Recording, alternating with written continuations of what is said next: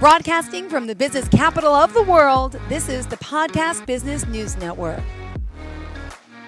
Alex Leech Consulting. She joins us again here to talk about the power of coaching and how she helps those that are neurodiverse. She's also a consultant, nurture, empower. She believes in all these things in helping you understand your family and those who may be living with, know someone who's neurodiverse or themselves. So she's here to talk a little bit of recap from last week to start about what neurodiversity even is when it comes to social communication and so on and so forth. Let me first have her introduce herself. Hello, Alex. Hi, Jill, and hi, everyone. Thank you so much for joining us. Um, yeah, what a mouthful. Like there's so I much know. going on, right? And people are, I hear a lot, um, people saying, why is this suddenly so popular? What's going on? Well, this isn't anything new. It's, as old and has been around as long as there have been people around, right?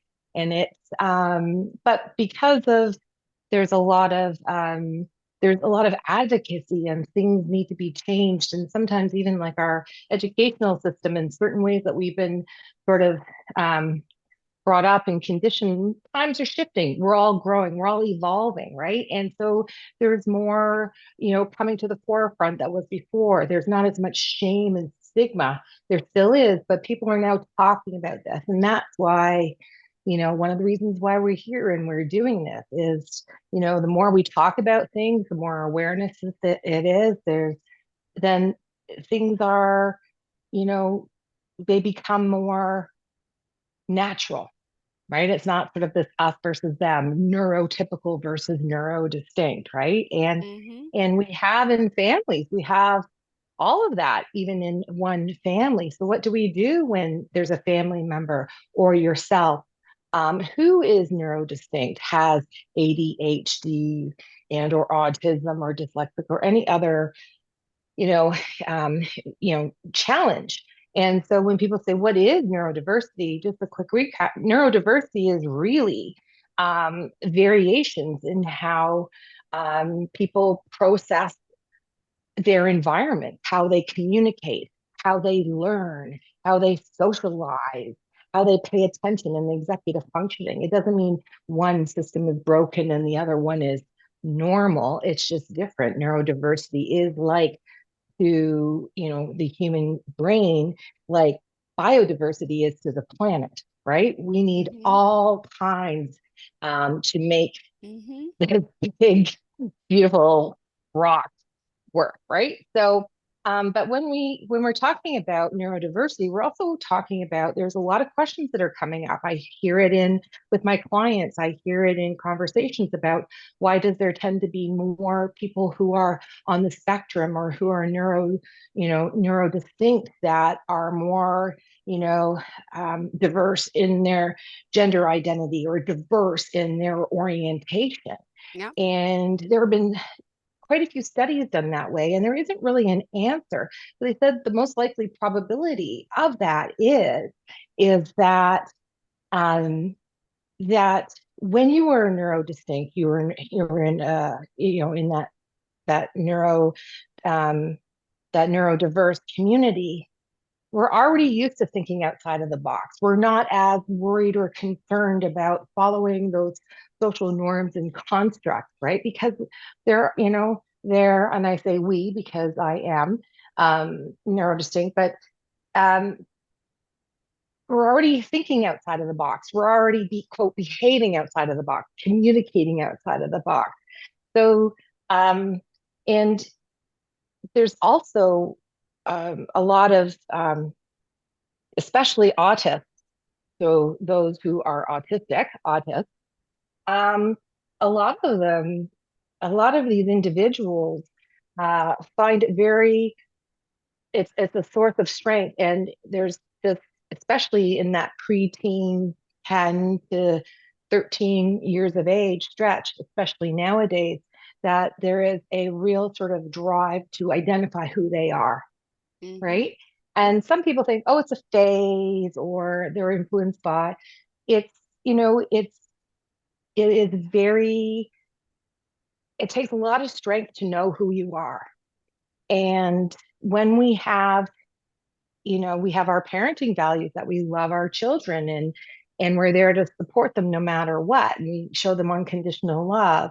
It's very interesting when suddenly the child feels that maybe that love isn't as conditional as they were told, because suddenly what is happening and how they are presenting and identifying and telling, and communicating that and telling that to their family and or, outside of the home, that environment, then suddenly um, there's a bit of a disconnect in that, in what they tend to um, feel. So when you are a parent of a child who is neurodistinct, who is asking themselves questions Yeah. of who they are, right? And how they identify, right? Whether it's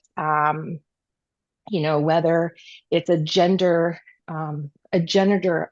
identity or an orientation identity, right? And they come and they've been thinking about this for a while, and then they come and they say, "Hi, mom and dad, here we are," right?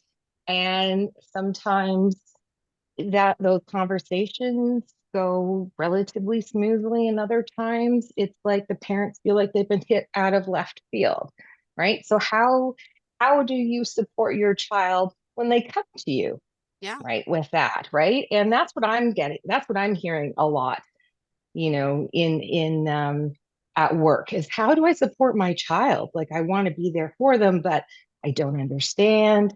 And and sometimes what happens is you're hearing this information for the first time, and there's a reaction to it, right? And when I'm working with my clients, one of my first, when I'm asking them, I said, "Well, how did that go? How did you feel? How did you read the room?" And the majority of the parents are like, "Oh, I wish I didn't react the way I did," Yeah. right? Or it ended up in a fight, or there was this disconnect. So a lot of that is, what do you do from that point on, or what do you do when you want to have that conversation with your child? Yeah. Yeah. So Which that's what we're here to talk about today. awesome, awesome, awesome. All right. Where do we fortunately my internet is having trouble refresh. I know we did a little recap. What's next on the agenda until it pops up? I know we have a little bit of an outline. I want to make sure I follow it, but I'm Yeah. challenged. So really it's like, you know, this is a great conversation, for anything that our child, what we're going to talk about today, and how we as parents can support our kids, and about most things. But um, I was asked that this is such a big topic, so let's focus in on this topic here today about, neurodiversity and gender diversity, and how parents can help support their children, or how parents can manage and navigate these conversations. So that's what we're going to talk about today. So before we get started, do you have any questions, Jill? No, you're very thorough, obviously, with what you do. And I've gotten to know Alex on a personal level because I've been with her for quite a few weeks talking about this. She's been teaching me more about neurodiversity. We've had some great conversation about her family, my family, which you've always helped me. I'm good right now. I'm ready to go. I'm excited I got my connection back, so I'm ready and I'm back on your page. Fantastic. So, woo, buckle up, everybody. Here Oh, we go. research So, evidence shows now. so what we're like, really, when parents come and they ask me, like, how did this go, and I previously said, how did it go? But if they haven't had this conversation yet, or they're trying to figure out how to broach the subject with their child, the first thing the first sort of part that we look at is, when are we having these conversations, right? Are they at the end of the day when everybody's Hmm. tired, right? And sometimes we can't always plan these big conversations that we have. I know sometimes my daughter talks about something like this when we're about to turn out the lights. I'm like, "Oh, you had all day." And it's Hmm. hard not to get frustrated, but for her, that Yeah. was the moment, right? Hmm. And even so, when your child, no matter their age, comes up and starts a big conversation with you, their parent, and it's maybe not the right time where you're feeling like you're caught off guard, right? It's that there's nothing wrong with saying, listen, I am so happy you brought this to me and thank you for bringing, and that must not have been easy. However, it is, you know, this timing isn't right, whatever, it's bedtime or I'm cooking dinner, and I really want to have this conversation with you and give you 100% of my focus and attention. Yep. So is this a conversation that needs to happen now, or can we do this tomorrow or set a time and date? And if it is that burning time that they have to do it now, because especially with ADHD, sometimes this is the thought that's come up, and I've worked my way up, and I have to have this conversation now, right? So if that is the moment, then we have to put things on pause, Mm-hmm. right? And understand that the frustration that we are showing is not necessarily the frustration that we have with our child wanting to have that conversation. It's more the frustration of the timing. But on the flip side of that, sometimes the child, it could be 10-year-old, 10, Yep. 12-year-old, 20-year-old, 30, or I'm 57. And sometimes I have that with my parents, right? But Yep. it's like, you know, and, Ah, understanding that, for that child to understand that it's frustrating with the timing, or that's not with them as a person, right? So that's the first one. Like you know, have these conversations and try to set them in a time where you can give 100% of your attention. That being said, imagine we're there. We have 100% attention, right? What do we do? It's listening. And we all think that we listen, but when you really let's say that we doesn't understand listening, but there's many different levels of listening. There's there's listening to respond. There's listening to filing information, but there's what we call coaching. We call it active listening, where you're actually there and you're focused 100% on what the person that you're talking to is talking about. You are putting your thoughts, you're putting your opinions, you're putting them aside, mm-hmm. and you are actually listening to what they have to say, right? Yep. Which is So important. We that gotta. is really, and it's a skill. It is a Mm-hmm. skill. I have to work on it, right? We all do. And and remember, when your child comes to talk to you about something big like this, right? Takes a lot. It takes a lot for them to be so vulnerable, right? And so when they come to you to have these conversations, if we, to recognize, say, something like, I just want to say thank you very much for trusting me, and sharing with me this conversation, on this, however you want to phrase that, but along those lines. And so, what on the flip side of that, what, you know, your child is hearing is, they recognize that it's taken a lot for me to talk, and that this could be a sensitive subject for me, Ooh, right? yeah, for sure. Yeah. It's exhausting being a parent. Isn't You're it? always trying to figure this out, I'm right? so tired. I'm like, ah, yes. I know, right?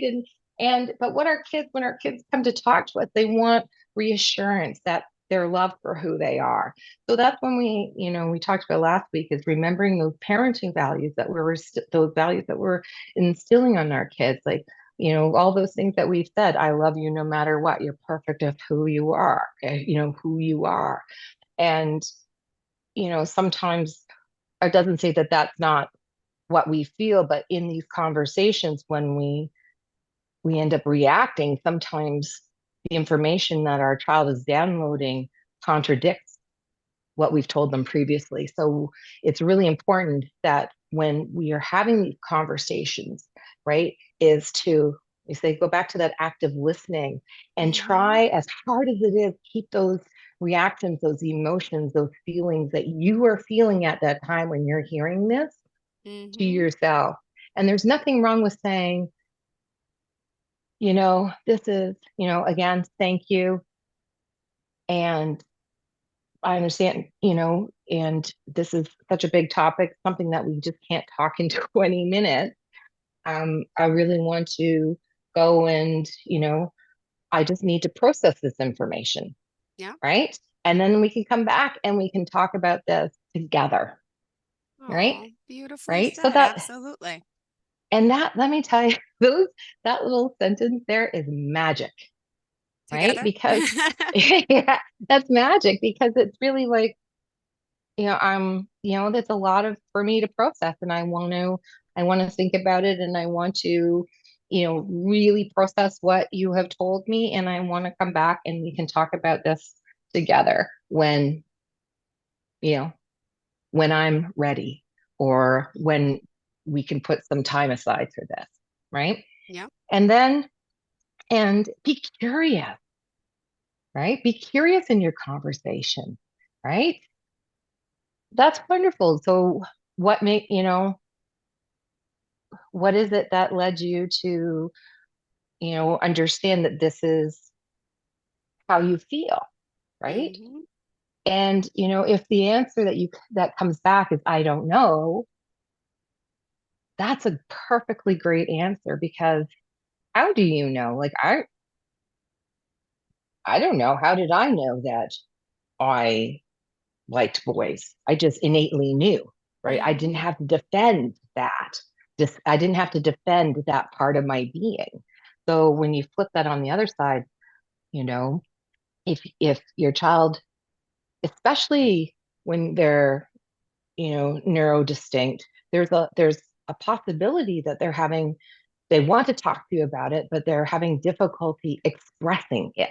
It's all in their head, but trust me, I can speak to this personally, that sometimes there's a big disconnect between what's happening, what you're hearing in here, Yeah. and trying to get it out, right? And express exactly how you're feeling. So have that patience, Oh, right? And and and some parents, and I'm thinking of one family in particular, when the parent said to me in a session, "Oh my goodness, I feel like I'm losing a son. I'm never going to hmm. have grandchildren." Ah, And I said, "Well, I just want to just let's just pause for a moment. Let's just unpack that for a bit. Why do you feel like you're losing your son? Has he run away from home? Has he, no, is he still there?" And we talked about all these amazing aspects of it. And just what was that one thing that changed? And it was just him being authentic and honest and wanting to live his truth.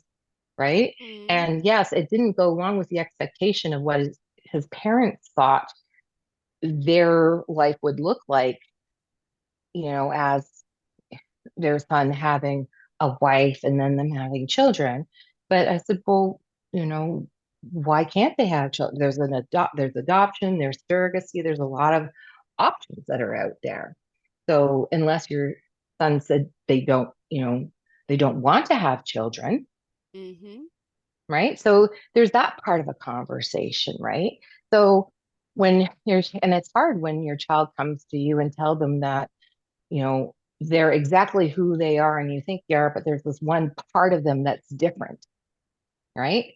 And remembering that that's still who they are, right? And they have taken that time to shine light on that part of who they are to the people that they trust the most, because parents, we are their safe space. We Yeah. get dumped on, right? We get yelled at, dumped at, stressed at, because they know we're a safe landing place. Hmm. So, especially with something that is so personal, we still need to, and it doesn't, we just put our own beliefs aside and our own values aside and have to understand. And I know I get this kind of funny look when I'm talking with some of my clients about it. I said, we're all doing the best that we can, but when your child comes out to Yeah. you, it's not about you. It's about them. And we have to remember that. And it's okay to have your own feelings. It's okay to grieve, to feel like it might not be the same way. No one's saying that you can't feel Yep. how you feel, but the important is it's not in that moment, right? It's Yeah. not in that vulnerable moment because um what happens and how those conversations go is like a roadmap for the rest of that relationship, right? Mm-hmm. And, we don't, as parents, we don't want to walk on eggshells and be afraid of what we say to our children. We just have to be conscious, Mm-hmm. right? Because um, we want to we're always doing the best that we can in those moments. And that's why let's have these conversations when we can take the time to process them, Got right? it. And let's remind everyone how we could reach out to you. Alex at alexleech.ca is my email, and my website is www.alexleech.ca. Perfect. All right, let's continue. We've still got time left here to Yeah. talk more. There's so much that you're just doing an awesome job at. Oh, Anything that we're thank you. missing? I mean, we're talking about managing emotions. There's a lot to this. There, I know, and it's so hard to have these conversations, and because there's so much to unpack and there's so much to talk about, and every instant is so personal and unique to that individual and the individual's family, right? Mm-hmm. So, but one of the biggest things that it's like, yes, it's the listening, manage the emotions, but this is have your child set the pace of this conversation. They might just come and have just enough energy and just enough, and I put in parentheses, bravery and confidence to say, I'm gay, I'm queer, I Mm-hmm. think I'm in the wrong body. And then they leave it. And that's okay too, right? Let them set the pace, because sometimes what happens is as parents, we're like, tell me more. Why do you think? And we Yeah. start bombarding with questions. And if our child isn't ready to have those Mm-hmm. conversations or prepared, or, might feel under attack, and that's how, they could be possibly feeling, then we have to respect that. Again, this is not about us, it's about them. Yes, it affects us in some ways, Mm-hmm. right? But it's really about Of them, course. Yeah. right? And also remembering that when it comes to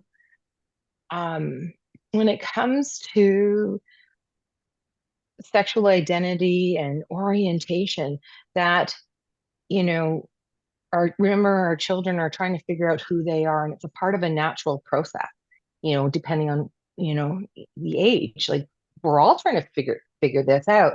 And but this is not a choice or a phase. Mm-hmm.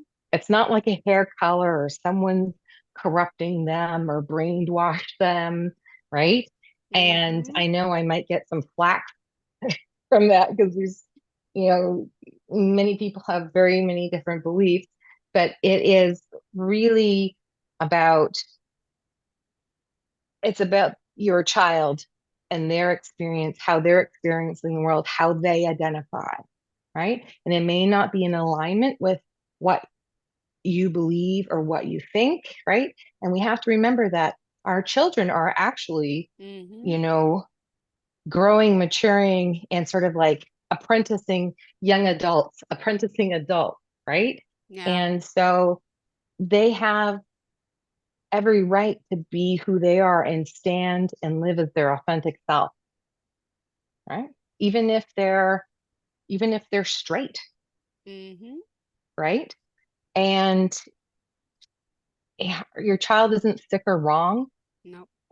And right now too, especially um pronouns. Everyone's like, oh my God, pronouns, I can't keep up with the pronouns. I get schooled by my kids about pronouns, everyone, and sometimes I forget, right? But pronouns are so important, especially if your child is telling you that they see their like she, they, right? Or them, their.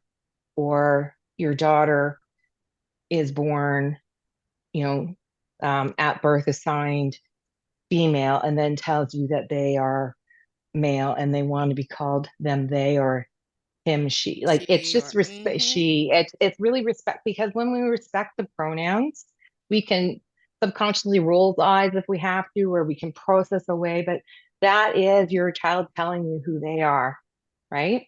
And I know I don't want to be disrespected. I want my name. I want to be. respected for who I am, right? And it's so much for parents to take on. It's like, oh my gosh, it's another thing. And there's so much information out there. And this is what I tell everybody, whether I'm working with them or not, is really, there are so many great resources out there. And social media is good to a point.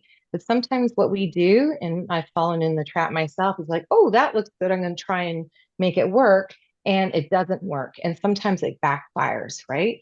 So when you're looking for supports or ideas, make sure that information that you're getting is Is quality yep. staff, really quality staff. And as parents, we always want to help and support our children. So we look for support. We say, okay, well, we'll help you find, somebody to help you through this. But don't forget, this is new to you too, and you have questions, and parents need support as well. We will do anything for our kids, and we forget about ourselves, Yeah. right? Oh, And no one's an island in a family, right? When one person is struggling or one person's happy, like it's that ripple effect. It affects everybody. yeah. And your support as a parent, whether you quote agree with it or not, or having difficulties processing it, your support is critical to your child and to the process. Because Mm-hmm. at the end of the day, it's about family empowerment and having and maintaining and building healthy, strong, communication and bonds in your family. Yeah. Well, thank you Mhm. for being here, Alex Leech. Unfortunately, we're out of time. We got a minute left on the clock. How did you want I to sum it up? I talk so fast and I try to get it all in, and I it's not know. a oh, here and done. But if anybody has any questions, please feel to reach. Well, I'm tongue tied. Feel free to reach out. I'd be more than happy to have a conversation. Yes, Perfect. And and how do we thank do you, that? Jill, for www.alecleach.ca on my website. All you have to do is go down. It says schedule a call, click. It goes right to my calendar link and automatically puts it in. And then we can either talk by phone or talk like this, Perfect. on Zoom. All right. Thank you so Yes. much for being here, for joining us. Always a pleasure. And thank you for doing what you do. Are you looking for even more of the podcasts and hosts that you love? The Podcast Business News Network is proud to announce that you now have even more ways to listen live. Check out the MyTuner Radio, online radio box, and Simple Radio apps on iOS and Android, or find us online. Search for Business News Network on mytuner-radio.com, or search Podcast Business News Network on streama.com and onlineradiobox.com/US. Take your podcast on the go and don't miss a minute of the action.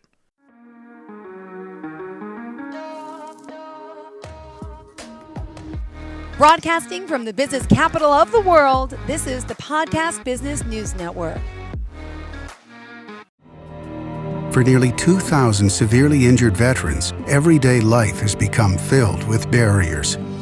Day-to-day simple tasks can become pretty daunting. I have to carry my chair up 2 flights of steps or have somebody do it for me. What scares me the most is just the falling. When I'm struggling with my house, I think, to have that one great barrier just knocked down, it's crucial. Home for Our Troops is a wonderful nonprofit that builds a Mortgage-free, fully adaptive, handicap-accessible house. And there's no catch. It'll be our very first home that we've ever owned. This is a game changer. This is where your life begins again. We need you to join us in completing this important mission. Please visit hfotusa.org